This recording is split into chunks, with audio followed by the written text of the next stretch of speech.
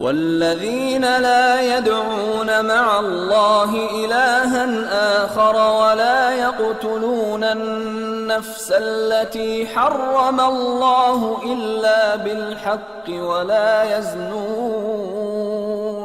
ومن يفعل ذلك يلقى أثاما والذين لا يدعون مع الله إلها آخر ولا يقتلون النفس التي حرم الله إلا بالحق ولا يزنون ومن يفعل ذلك يلقى أثاما